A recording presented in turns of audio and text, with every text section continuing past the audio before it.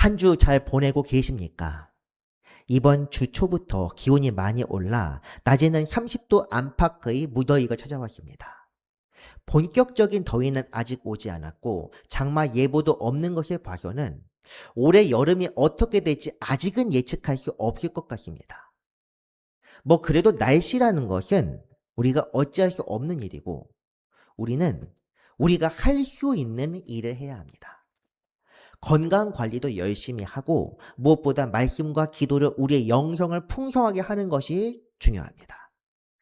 지치기 쉬운 이때 주 안에서 평안하시고 강건하시기를 바랍니다. 우리는 지금 전도서 말씀을 읽고 있습니다. 지난주 우리는 전도서 4장 첫 부분을 읽고 세상에 있는 여러 문제를 살펴보았습니다. 정의로워야 할 곳에서 불법과 불의가 가득하고 연약한 이들을 학대하는 일들이 빈번히 나타나는 것을 보며 전도자는 차라리 태어나지 않은 것이 낫겠다며 깊이 탄식합니다. 또 이런 포학과 학대 속에서 사람을 지탱하는 것이 시기심과 이기심, 곧 자기중심적인 사고에서 나온다는 것을 전도자가 깨닫습니다. 이에 관한 내용이 4절 말씀에 있습니다. 내가 또 본즉 사람이 모든 수고와 모든 재주로 말미암아 이웃에게 시기를 받으니 이것도 헛되어 바람을 잡는 것이로다. 지난주 우리가 말씀을 보면서 이 말씀을 두 가지 의미로 해석할 수 있다고 말했습니다. 수고한 것으로 인하여 이웃에게 시기를 받게 된다. 이것은 지금 우리가 보는 이 번역본과 관련된 내용입니다. 또 세번역 말씀을 보면 사람이 수고하게 되는 동기가, 열심히 일하는 동기가 이런 시기심에서 나타난다는 말도, 그런 뜻도 있었습니다. 결국 나는 다른 사람과 비교하면서 애쓰게 되고 그 애쓰고 수고하여 얻게 된 결과도 또 다른 사람에게 시기의 대상이 된다는 뜻입니다. 사람의 수고와 사람의 삶은 이런 시기심을 원동력으로 삼아 움직인다는 그런 말입니다.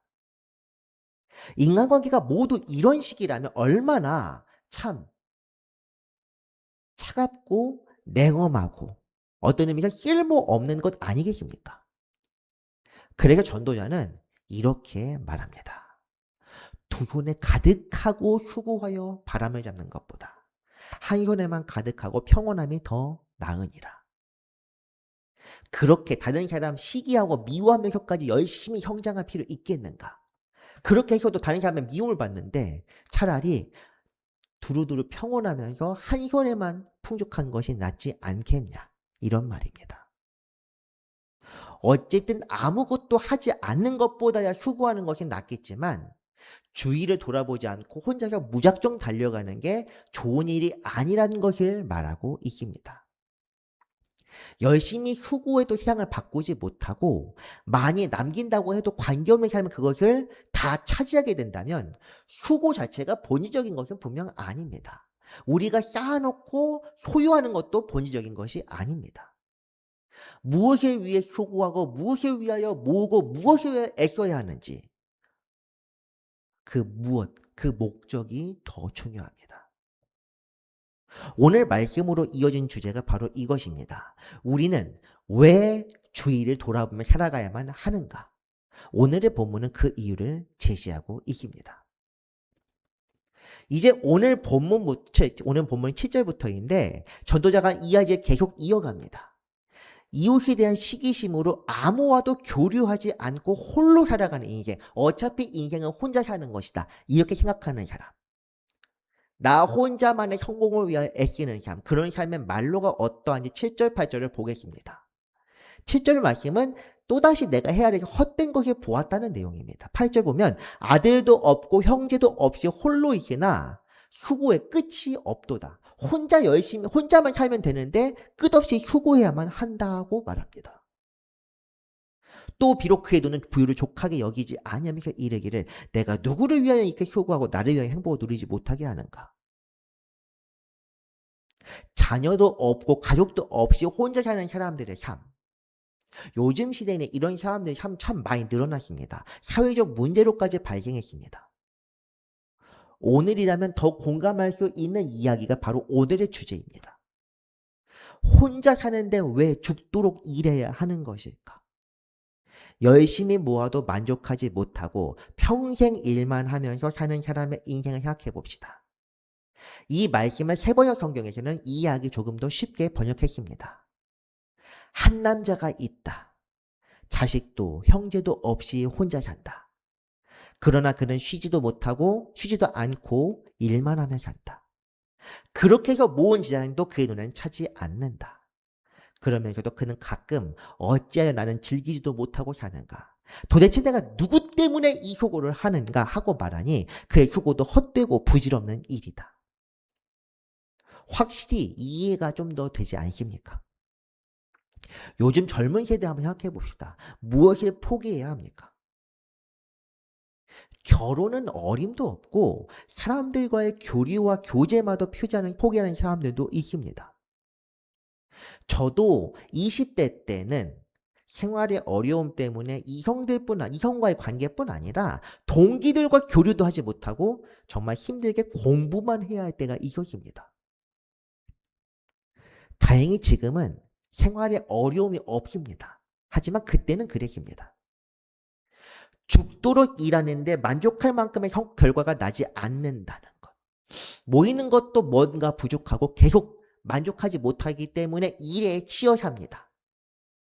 만족하기 위해서 때로는 좋은 음식을 먹기도 하고 사람도 만나보고 여행도 가보지만 이런 것들이 궁극적인 마음의 풍요를 제공하지는 못합니다.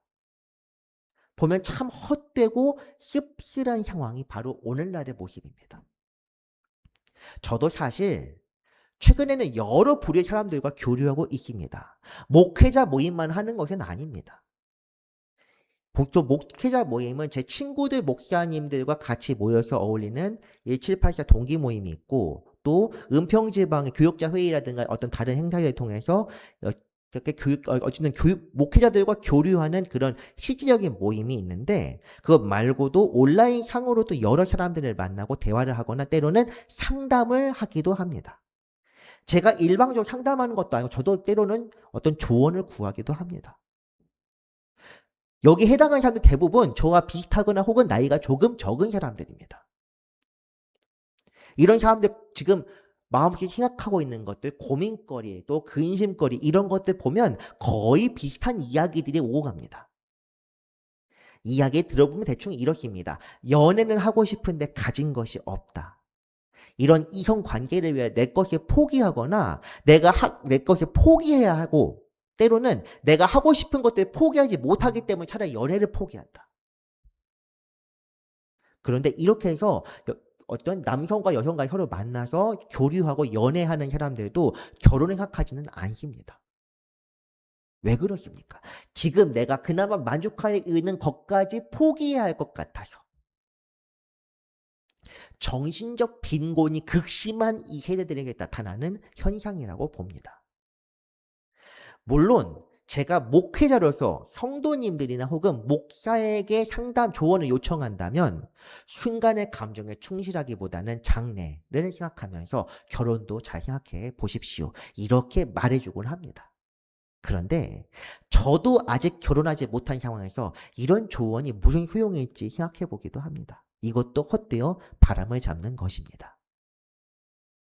다행히 제가 만난 사람들 중에서는 정말 이 위에 나와 있는 오늘 본문처럼 가족까지 없는 사람은 없었습니다. 참 다행입니다. 아직 결혼하지 못한 사람들은 적어도 자기 집 안에서 부모님들과 형제자매와의 사랑을 서로 받고 누리고 살아가고 있습니다. 그런데 이런 사람들의 나이가 들어가면 갈수록 8절, 우리가 조금 전에 읽었던 8절의 상황이 벌어지지 않는다는 보장이 어디에 있겠습니까? 당장 저도 나이가 40을 넘었고 곧 중반이 됩니다. 만으로 사실 40대 초반이라는 거지 그냥 옛날 나이로 하면 이미 중반이라 봐도 무방합니다. 이런 문제에서 벗어나지 못하다 보니 설교문을 준비하는 과정에서 한숨을 한 30번을 쉰 것 같습니다. 웃을 일이 아닌데 자꾸 웃음이 나옵니다. 중요한 것은 무엇이냐면 자기 만족을 포기하지 못하고 인간관계를 먼저 포기해버린다면 결국에는 아무것도 남는 게 없습니다. 공허고 씁쓸함만 남을 뿐입니다. 나는 인복이 없어서 내 주변 사람들은 정말 쓸모없는 사람들밖에 없다. 이것은 제가 나중에 한 번 더 이야기해 드리겠습니다. 어쨌든 지금 당장 얘기하고 싶은 것은 인간관계는 쉽게 포기하는 것이 아닙니다. 내가 하는 수고도 누군가를 위해 하는 것인지 그냥 아무것도 남지 않는 것은 아닌지 이런 문제들, 고민거리들. 하나님의 말씀을 채우고 있는 저조차도 가끔 그런 생각이 듭니다. 이 설교를 할 때 여러 번 그런 생각 들었습니다. 대체 그냥 대충 살까? 그런데 세상을 사는 사람들은 얼마나 이런 마음이 더 클지 참 걱정스럽습니다. 전도자 때에도 이런 문제가 없지 않았던 모양입니다. 혼자 수고하고 애쓰는 것이 헛됨을 말하는 것이 그래서 끝나지 않습니다. 인간 세상에서 가치 있고 그 자체로 의미 있는 것이 무엇인가? 전도서에 처음 나타납니다. 모든 것이 헛되다고 하는데 처음으로 의미 있는 것이 나타납니다. 무엇이냐? 협력과 동행입니다. 9절 말씀 보겠습니다. 두 사람이 한 사람보다 나음은 그들이 수고함으로 좋은 상을 얻을 것입니다. 두 사람이 낫다. 혼자서 애쓰고 온갖 수고를 더하는 것보다 함께 가는 것이 낫다는 것이 분명히 말합니다. 좋다. 처음으로 나오는 말입니다. 왜 두 사람이 하는 게 낫다? 왜 그렇게 말하는 것입니까? 혼자서 애써서 그 혼자 얻은 결과를 혼자 다 먹는 것이 좋을 것 같아 보이지만 두 사람이 함께 수고할 때 좋은 향을 얻게 된다고 이렇게 말하는 것이기 때문입니다. 사실 좋은 향이 나와 있지만 원문에는 열매, 좋은 열매, 다시 말해 좋은 결과를 말합니다. 세번역에서도 좋은 결과라고 번역하고 있습니다. 그렇다면 왜 좋은 결과를 얻게 될 것인지 10절 보겠습니다. 혹시 그들이 넘어지면 하나가 그 동물을 붙들어 일으키려니와 홀로 있어 넘어지고 붙들어 일으킬 자가 없는 자에게는 화가 있으리라. 사람은 불완전한 존재이기 때문입니다. 누구나 실수하고 실패하며 넘어지고 좌절합니다. 이것을 인정해야 합니다. 나는 실수해 본 적이 없습니다. 아직 하지 않은 것입니다. 그리고 당신이 하지 그 실수라고 하는 그런 것들을 다른 사람들이 몰래 메워준 것입니다. 실수하지 않는 사람 없습니다. 실패하지 않는 사람 없습니다. 승승장구하는 것처럼 보여도 그것에 위해 다른 사람의 희생이 분명히 있습니다. 그런데 실패를 용납하지 못하고 실수에 너그럽지 못한 사람들이 있습니다. 흔히 완벽주의라고 하는 사람들 중에서 이런 사람들이 꽤 많습니다. 남들의 실패뿐 아니라 자기 자신의 문제에도 너그럽지 못합니다. 그래서 자기 스스로를 학대하고 혹사하면서 살아가는 사람들이 분명히 있는데 이런 사람들이 바로 8절에 본 것처럼 평생 외롭게 수고하며 애쓰는 사람이 될 것입니다. 반면 다른 사람들과 함께 일하게 될 때 한 사람이 실수하거나 실패해도 옆 사람이 도울 수 있습니다. 혼자 할 수 없는 일도 서로 도와가며 할 때 해낼 수 있고 혼자 할 수 있는 일도 다른 사람과 함께 협업하면 더 쉽게 더 무난하게 해서 그 남는 힘으로 다음 것을 할 수 있습니다. 우리나라 옛 속담에서도 백지장도 맞들면 낫다는 말이 있습니다. 백지장은 흰 종이 옛날 잘 찢어지는 화선지를 가리키는 말입니다. 그 화선지 한 장 옮기는 것이 무엇이 어렵겠습니까? 하지만 그마저도 같이 옮기면 낫습니다. 왜냐? 찢어지지 않을 수 있고 또 더 조심해서 갈 수 있기 때문에. 무조건 타인에게 의존하려는 태도는 좋지 못하지만 그렇다고 다른 사람들을 고려하지 않고 내 시선만 생각하면서 혼자 모든 것을 하려는 것도 문제가 있습니다. 무엇이든지 지혜롭게 이런 지혜를 배워야 합니다. 성경에서는 오직 하나님만 의지하고 다른 것들을 의지하지 말라 이렇게 말하지는 않습니다. 다른 것들을 우상으로 삼지 말라고 하지 다른 사람들을 무시하고 혼자 하나님만 생각하면서 살라고 하지는 않습니다.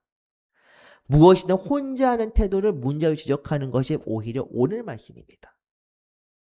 약해질 때는 의지하고 내가 강해지면 다른 사람들 도와주고 부유할 때 연약한 이들을 돌아보고 비천할 때는 주님께 의지하며 선하신 뜻에 맡기면 됩니다.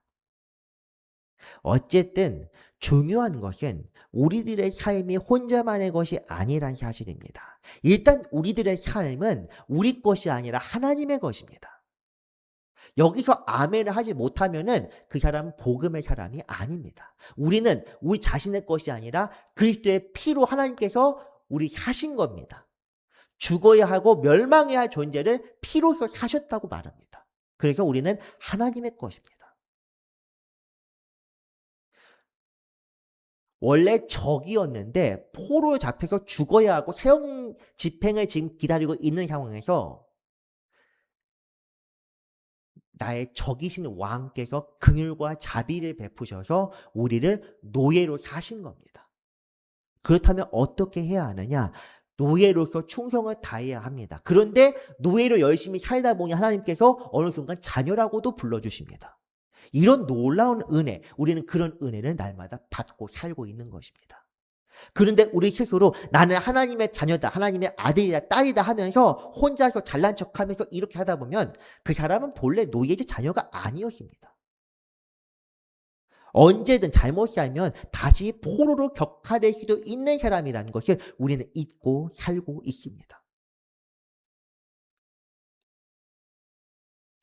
하나님께서는 우리들의 삶을 이 모든 것에 하나님의 뜻을 이루기 위하여 최초의 인간 때부터 함께하는 이 곧 동역자를 선물하여 주셨습니다. 내 옆에 있는 사람은 하나님께서 내게 주신 사람입니다. 가족이든 가까운 친지든 혹은 지인이든. 사람이 혼자 사는 것이 좋지 못하다. 이것은 단순히 결혼관계만을 말하는 것이 아닙니다.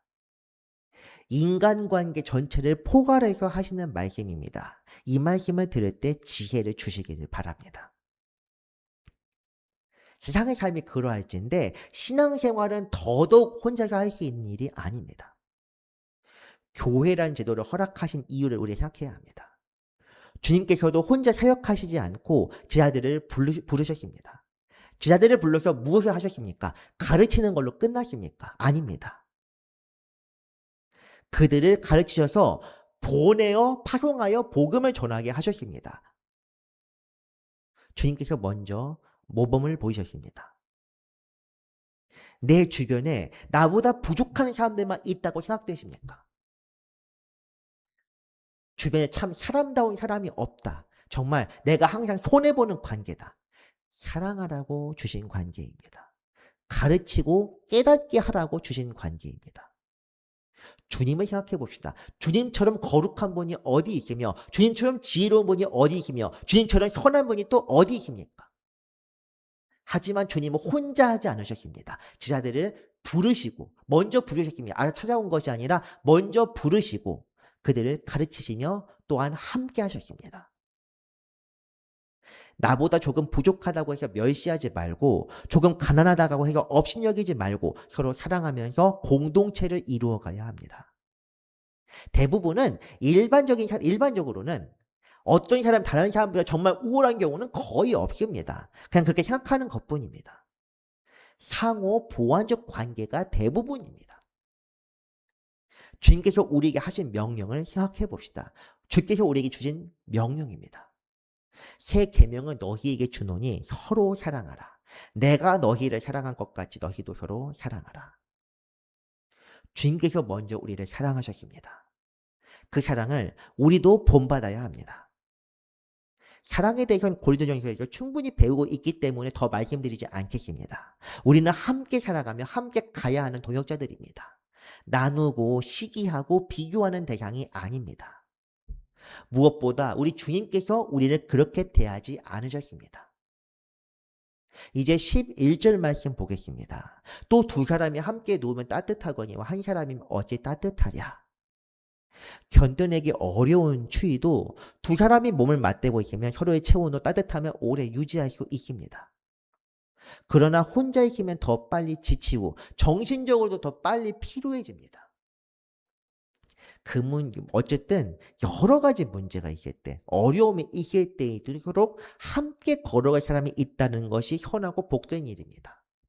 문제를 극복하지는 못하더라도 그 문제를 함께 겪을 때 괴로움을 극복할 힘을 얻을 수 있기 때문입니다. 우리 주님께서 인간관계를 허락하신 것은 바로 이런 이유입니다. 교회와 성도 또한 이것에 위하여 필요합니다. 우리는 서로에게 상처를 주거나 시기 질투의 대상이 되는 대신 서로에게 위로와 힘이 되어야 합니다. 주께서 우리에게 그렇게 하신 것처럼 말입니다. 이제 오늘 본문 마지막 절에서는 협력의 가치를 비유로서 표현합니다. 12절 봅니다. 한 사람이면 패하겠거니와 두 사람이면 맞설 수 있나니 세 겹줄은 쉽게 끊어지지 아니하느니라. 이소모아에도 이것과 비슷한 교훈의 이야기가 있습니다. 자주 싸우는 형제에게 나뭇가지를 하나씩 줍니다. 그래서 한번 부러뜨려 보라고 합니다. 딱 부러집니다. 이제 두 개를 함께 주면서 부러뜨려 보라고 합니다. 힘들지만 어떻게 부러뜨립니다. 세 개, 아니 그 여러 가닥의 나뭇가지를 한꺼번에 주면서 부러뜨려 보려고 합니다. 부러뜨릴 수 있습니까? 없습니다.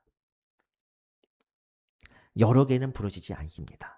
이처럼 서로 하나가 되어 공동의 적에게 맞선다면 홀로 싸우며 지키는 것보다 훨씬 더 효과가 크다는 교훈이 바로 그것이고 또한 이 말씀입니다.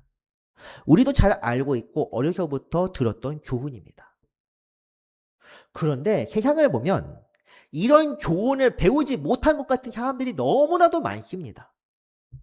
협력하지 않고 서로 대립하며 공동의 적을 위해 잠깐 야합했다가 또 언제 그랬냐는데 싸우는 일상, 정치판 얘기하는 것이 아닙니다. 물론 좀 더 심한 동네이긴 하지만 우리가 일상을 사는 삶 속에서 회사, 학교, 심지어 교회에서도 이런 일들이 부지기수입니다.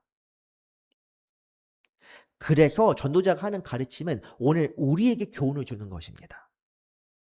사람들을 학대하는 권력을 추구할 것이 아니며 시기와 미움을 통해 성공하는 세상의 교훈을 따를 것도 아닙니다. 주제 문구 사실 지난주에 있었습니다. 한 손에만 가득하고 평안한 것이 낫다. 6절 말씀 생각하면서 우리는 주위를 돌아보고 시기를 유발하는 것을 자제할 수 있어야 합니다.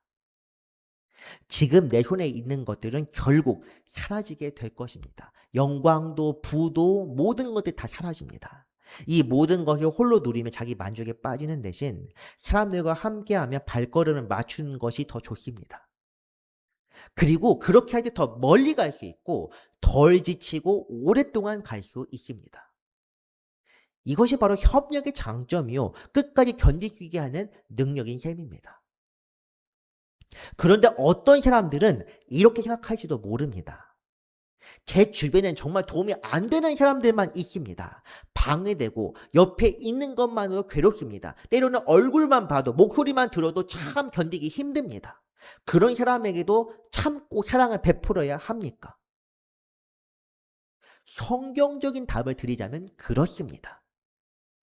사랑을 베푸는 것에 대해서 오해를 해서는 안 되는 것이 사랑은 무조건 맞춰주는 것이 아닙니다. 협력과 동행도 마찬가지입니다. 우리가 일방적으로 다 포기하는 것이 협력이 아닙니다. 저 사람이 무조건 맞춰줘야 한다 아닙니다. 더 좋은 길로 나아가기 위해 협상해야 할 때도 때로는 꾸짖어 가르쳐야 할 때도 있습니다. 교회도 마찬가지입니다. 이 사랑을 이야기했던 고린도전서 말씀에서 동행해야 한다고 해서 어떤 사람이 다 끝까지 붙들고 가야 한다고 그렇게 말합니까? 우리가 앞서서 고린도전서 말씀 5장 6장 말씀 읽었던 것 생각해 봅시다. 음행을 저지르는 사람이 있었을 때 이런 사람을 어떻게 해야 한다고 가르쳤습니까? 그 말씀만 떠올려 보겠습니다. 밖에 있는 사람들을 하나님이 심판하시려니와 이 악한 사람은 너희 중에서 내쫓으라. 내쫓으라. 추방입니다. 공동체에 더 이상 있지 못하게 하라는 것입니다. 저 사람을 우리가 도무지 사랑할 수 없으니까 내어쫓으라. 이런 뜻이 아닙니다.